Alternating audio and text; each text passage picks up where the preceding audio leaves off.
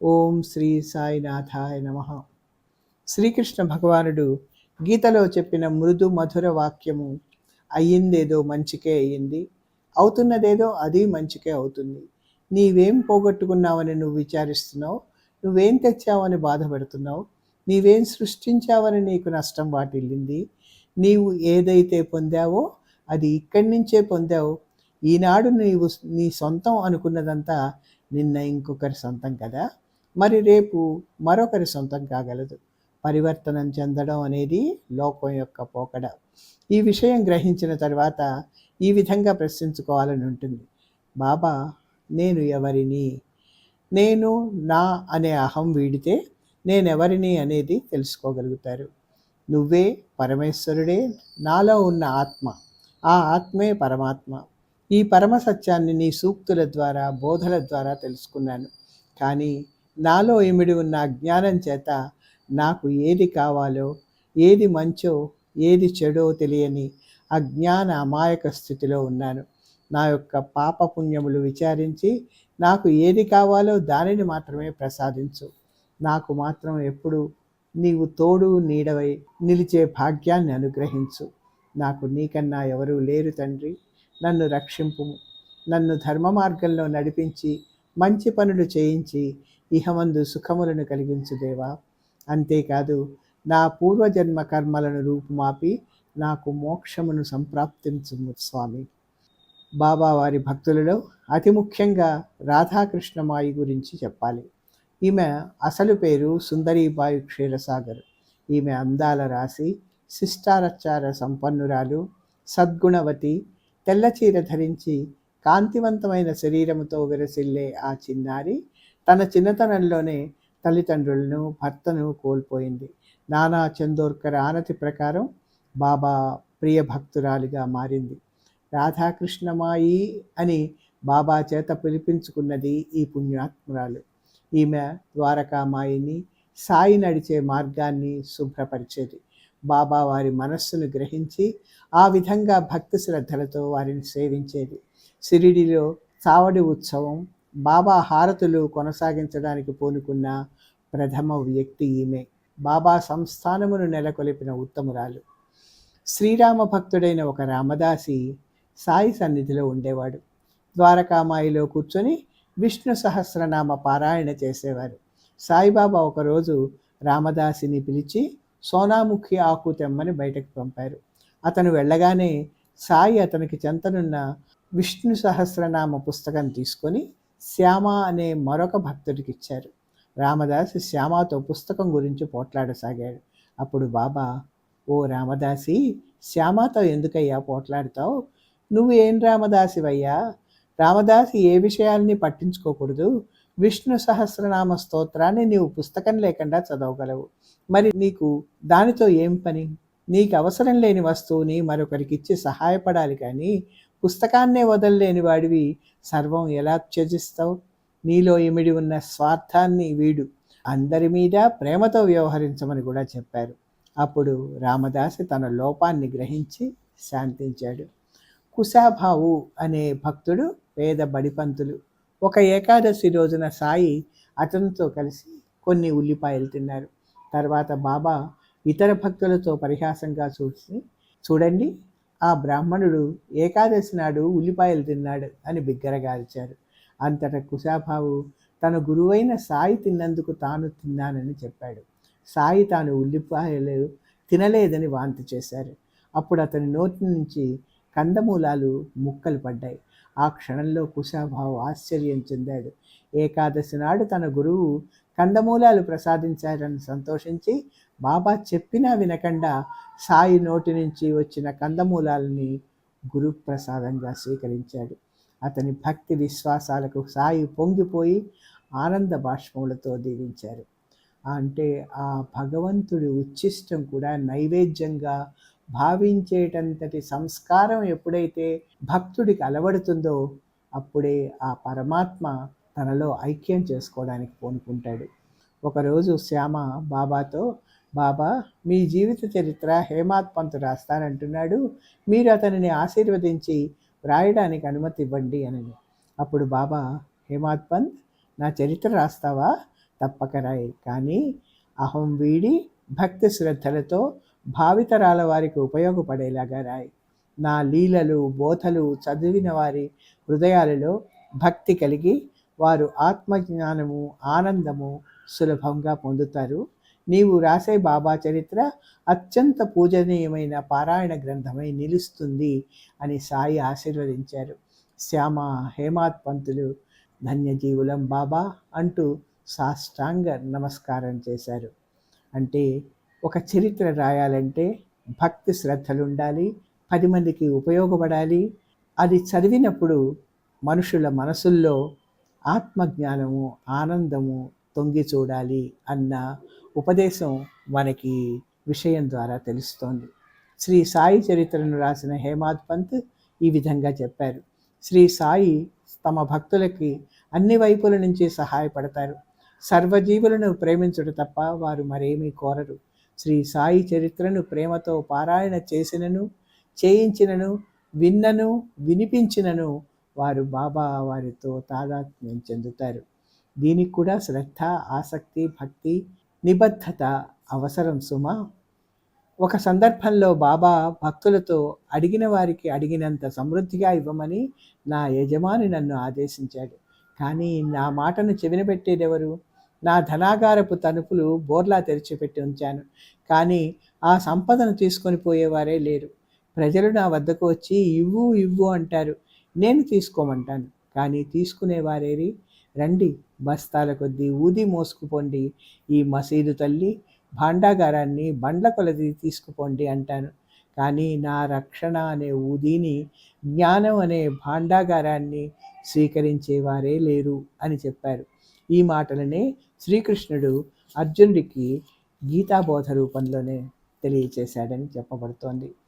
అంటే భక్తుడికి భగవంతుడికి మధ్య వారధి నమ్మకం, శ్రద్ధ, సహనం అన్నీ అర్థం చేసుకొని అవగాహన చేసుకొని తదేక ధ్యానంతో విన్నది ఆచరణలో పెట్టడం, ఆ త్రికరణ శుద్ధి అనేది ఉండాలి. అదే ఆ పరమాత్ముడు ఉపదేశించినటువంటి తీరు. శ్రీకృష్ణ భగవానుడు కూడా తన కర్మ జ్ఞాన భక్తి యోగాలలో చెప్పిన విశేషాంశాలు ఇవే. మనుషులంతా ఒక్కటే, అందులో ప్రాణులన్నీ ఒక్కటే, జంతువులు మానవులు అనేటువంటి స్పృహ ఒకటి కలగాలి. ఆలోచనా శక్తి లేకుండా తన అవసరాన్ని తీర్చిదిద్దుకునేది, తన ఇష్టం వచ్చినట్టుగా ప్రవర్తించేది జంతువు. విచక్షణ జ్ఞానం కలిగి 10 మంది మేలు కోసం ప్రయత్నం చేస్తూ దాంట్లోనే తన ఆనందాన్ని వెతుక్కుంటూ జీవించినటువంటి, అంటే కర్మను చేస్తూ ఉండాలి, భక్తి కలిగి ఉండాలి. ఈ రెండింటి ఫలితాన్ని ఆ జ్ఞానోపదేశంగా భావించాలి. అంతా మనం నిమిత్త మాత్రం, ఆ భగవత్ సంకల్పం లేనిదే ఏది జరగదు. కొన్ని ప్రారబ్ధ కర్మలుంటాయి, కొన్ని ఆరబ్ధ కర్మలుంటాయి, కొన్ని మనం తెచ్చిపెట్టుకున్నాం అని అనుకుంటాం, కానీ అవి పూర్వజన్మలోని పాపపుణ్యాల మీదే ఆధారపడి ఉంటాయని భగవద్భక్తులందరూ కూడా నమ్మాలి. ముందు జన్మ ఏ విధంగా ఉంటుంది అనేది మన చేతిలో ఉంది.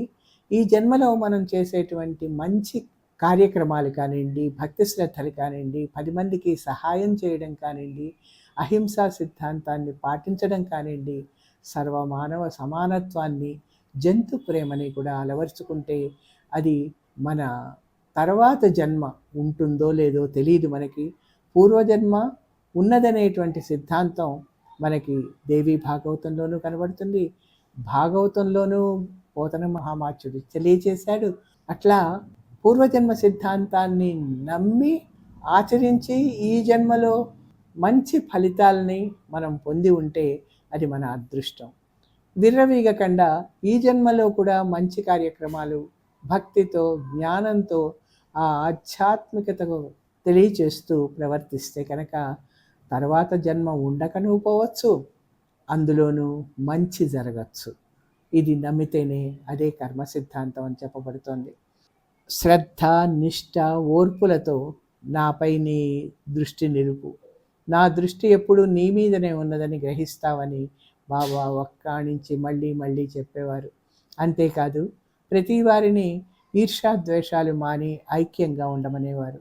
ఒకరోజు కోటీశ్వరుడైన బూటి మరియు శ్యామ అనే భక్తులకు సాయిబాబా వారు ఒకేసారి ఒకే రకంగా స్వప్నంలో కనిపించి, మందిరం నిర్మించండి, నేను అక్కడే ఉండి అందరి కోరికలు నెరవేరుస్తాను అని చెప్పారు.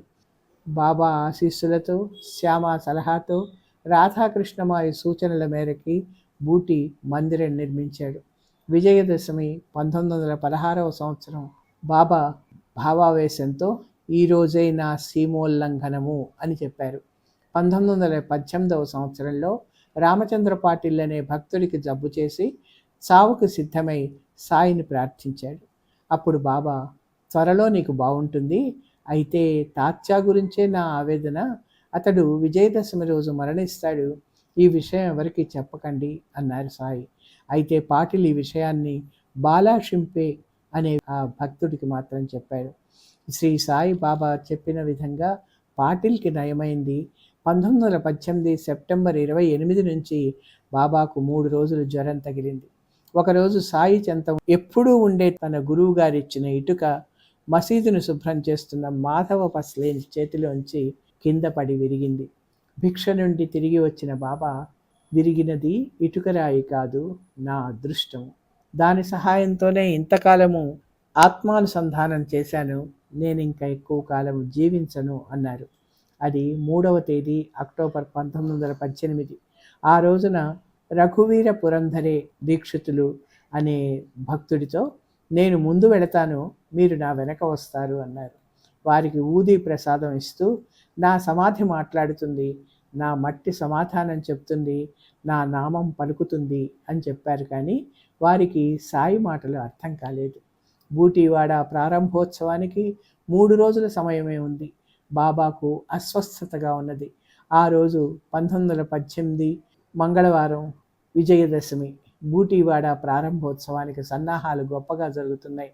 మహల్సాపతిని బాబా దగ్గరికి పిలిచి, భగత్, నా కఫ్ని, నా ఛత్రము, ఈ పాదుకలు, ఈ 3 రూపాయల దక్షిణ నీ వద్ద జాగ్రత్తగా ఉంచుకో అన్నారు.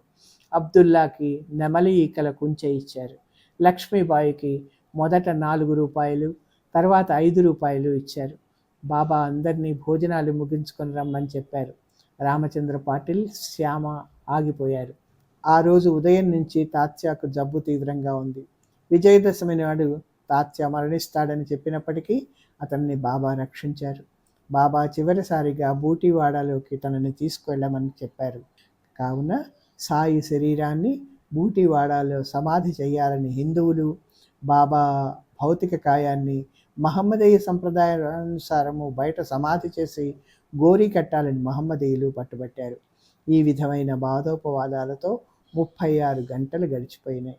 చివరకు అక్టోబర్ 17వ తేదీన గురువారం 1918వ సంవత్సరం అంటే విజయదశమి వెళ్ళిన 2వ రోజు సాయి భౌతిక దేహాన్ని పూలతో అలంకరించి షిరిడీ గ్రామం అంతా ఊరేగించారు. తర్వాత బూటీవాడాకు తీసుకెళ్ళి మురళీధరుని విగ్రహం కొరకు నిర్ణయించబడిన స్థలంలో శాస్త్రోక్తంగా సమాధి చేశారు. పూలవర్షం, కన్నీటి వీడ్కోలుతో, పూలమాలలతో బాబా ముందుగా చెప్పిన రోజుకి సాయి స్వయంగా గృహప్రవేశం అన్నట్టు అత్యంత వైభవోపేతంగా జరిగింది. ఎత్తైన పాలరాతి వేదికపై సాయి శరీరాన్ని ఉంచారు.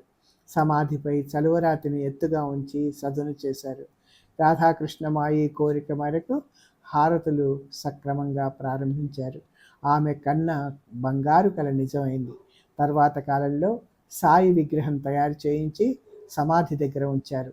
భక్తులు తండోపతండాలుగా ద్వారకామాయిని సమాధి మందిరాన్ని చూసి తరించుకున్నారు. భక్తులు బాబా అని తలవగానే ఓ అని పలుకుతూ సమాధి నుంచే ఆశీర్వదిస్తున్నారు. బాబా సర్వాంతర్యామి. ఓం శ్రీ అనంతకోటి అఖండ బ్రహ్మాండ నాయక రాజాధిరాజ యోగిరాజ పరబ్రహ్మ శ్రీ సచ్చిదానంద సమర్థ సద్గురు సాయినాథ్ మహారాజుకి జయ. ఓం శ్రీ సాయి జయ సాయి జయ జయ సాయి. ఓ సాయినాథ ప్రభు, నీ మధుర లీలామృతాలని మహిమలని సంక్షిప్తపరిచి పారాయణ చేసిన నీ అనుగ్రహం వల్ల అందరినీ చల్లని దీవెనలతో అనుగ్రహించు. నా శత్రువులను, సర్వప్రాణికోటిని కూడా దయతో కరుణతో ఆదరించము స్వామి. మాలో ఇమిడి ఉన్న చెడు గుణాలని పారద్రోలి సర్వదా అందరికీ మంచిని చేసే శక్తి సామర్థ్యాలని నువ్వు ఒక్కడివే ప్రసాదించగల సమర్థుడవు. మాకు ప్రతిరోజు నీ స్వప్న దర్శనము కావించము పరమాత్మ. నా చేత నీ పారాయణ గ్రంథాన్ని నా జీవితాంతం పారాయణ చేసే అదృష్ట భాగ్యాన్ని కలుగచేయి. నేను 10 మంది చేత పారాయణ చేయించే విధంగా నన్ను అనుగ్రహించి వారికి సహాయపడేటట్టు చేయి. అంతేకాక నీ సూక్తులను నా నిజ జీవితంలో ఆచరించే శక్తిని ప్రసాదించము తండ్రి. శ్రీ వెంకటేశం లక్ష్మీశం అనిష్టఘ్నం అభీష్టదం చతుర్ముఖైరతనయం శ్రీనివాసం భజేర్నిశం. ఓం సమర్థ సద్గురు సచ్చిదానంద సాయినాథ మహారాజుకి జై. ఈ రోజుతో మన పారాయణ అని నిర్ణయించుకున్న విధానం పూర్తయింది. తుది వాక్యాలు గురువారం రేపు బాబాకి పూజా పుష్పాలతో మన అక్షర సుమాలను కూడా సమర్పించుకుందాం.